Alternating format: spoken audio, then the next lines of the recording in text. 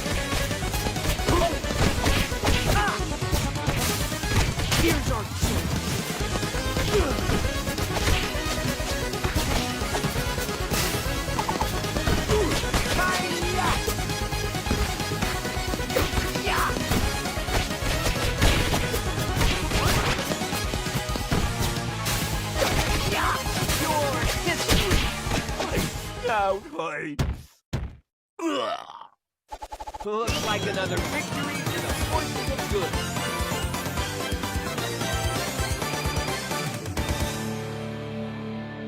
Cowabunga! First from the party wagon. So each stage they all have those small narrative like that. Yeah. So you gotta investigate what's going on. And tell me about those pizzas. Yeah, so these are powered pizzas.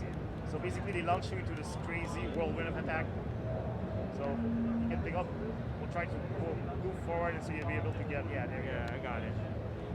Oh. So we have different power-ups like these. We'll see another one later. But, you know, they just create these fun moments where everything is going like super, Right. everything's going in like pretty wild. Like, you know, some beat 'em ups are more like technical one-on-one fighting, but TMNT is all about like crowd control and, you know, plowing through hordes and hordes of enemies and taking them out of the screen as quickly as possible. And this is really something that we wanted to make sure that we preserve.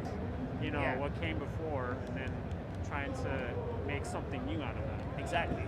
So what we do at Tribute Games, we always try to, you know, make games the way that you remember them, but not necessarily the way they were exactly were, you know? Right. Some of these games, you remember them, you're like, oh, they're so good, but then once you play them, you're like, it was a bit rough. You know, the controls were kind of stiff and everything. Yeah. So we really work hard to make sure that even though those games feel retro inspired, they always feel like they're modern in the quality of life improvements that you make and everything, all the small details that make them more.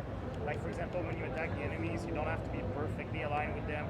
The game will adjust, you know, your attacks a little bit so that to make sure that it connects, which is something sometimes in the older games you would always be trying to reposition yourself to make sure that those attack connects. And it's the same thing with the edges of the screen right there, you know, you just drew a bunch bunch of guys and they bounce back on the edges. While previously, when you would knock enemies out, you would need to wait for them to come back in so you could resume the attack. Right. We introduced a lot more. They were previously unseen in the games. Like I was saying, we inspired ourselves from the whole. It's a whole love letter to the TMNT cartoon era. So we have some enemies that are inspired by the toys. Like we have some that are from the show, but that are more like deep dives and things that players are not necessarily expect or forgot about. So we have over 20 different bosses, 30 different enemies. So obviously these are the first levels of the game. There are a bit more familiar faces, and it's a bit easier. But as the game goes through, it gets progressively harder and full of surprises. So here you have like. This is the third one, right? Yeah. All So right. if you pick it up, there you go. So for as long as you're flashing. All right, that's a really good power up. Yeah, it's pure fun. It's just. Our goal is to make a game that is accessible for everyone, so that highly skilled players will just go in and try to do perfect runs where they understand what is the golden path for every level to dispose of enemy without getting hit and doing the right moves at the right time and doing crazy combos. While we also want younger audiences to be able to just pick up a controller and probably button mash a good chunk of the game without too much. The bosses, they always perform attacks that keep in mind that the game is multiplayer, so they will do like single counter attacks, but they will also try to do mostly crowd attacks, attacks that forces everyone to react and not just he didn't appreciate you. I missed it. Almost there.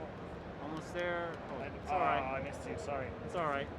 we got him. We got him. I was focused. There you go. Nice.